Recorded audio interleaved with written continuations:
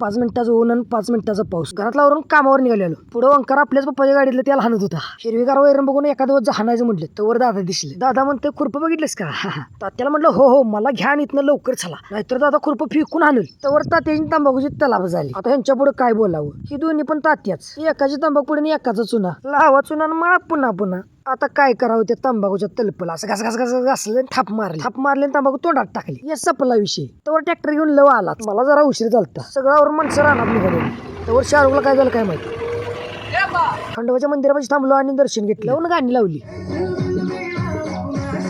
सध्या आमची इथं लागण करायची चालू आहे. बाळू आला आणि मारला स्टार्टर. ऊस लावायला जायचं होतं, पिक्चरच्या शूटिंगला नाही. तर गाणी ऐकून लागली नाचायला. लव म्हणला तुम्ही काय सुधारणार नाही.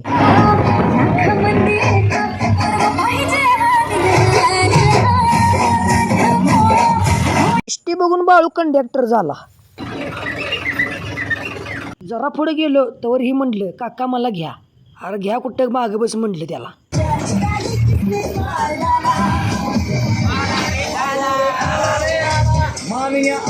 बाळूच्या आता बघून पोरग घाबरलं. म्हटलं काका थांबवा मला इथंच उतरा. पोरग पळत गेलं घरला. जणू काय आम्ही त्याला किडनॅपच केलं होतं. भावनगरात वर गेलो गणपती खिंडी दर्शन बिर्शन घेतलं. तोवर झाले अजून एकदा चालू.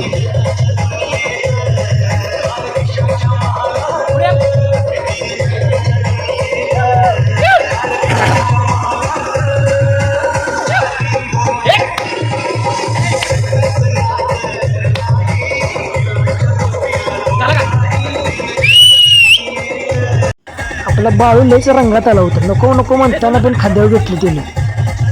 कस तर रानात पोचलो आणि काम केलं चालू. शाहरुख काय कामाचं नाही अजिबात. बाळू काय थटतच नव्हता. तोडायचं चालू, बोळ्या बांधायचं चालू आणि न्यायचं पण चालूच. तवर पाऊस आला आणि अंकुशला म्हटलं पावसात भिजू नको, सावलीला ये. पावसात भिजतेच बियेन तरी बी. सावलीला येऊन असं देवागत बस म्हटलं. मला पण जरा सर्दी झाली. बघा शिंबूड नव पावसाचा थेंब आहे टिपिक्का. माल तोडून भरून झाला. आता निघालो रानाकडे.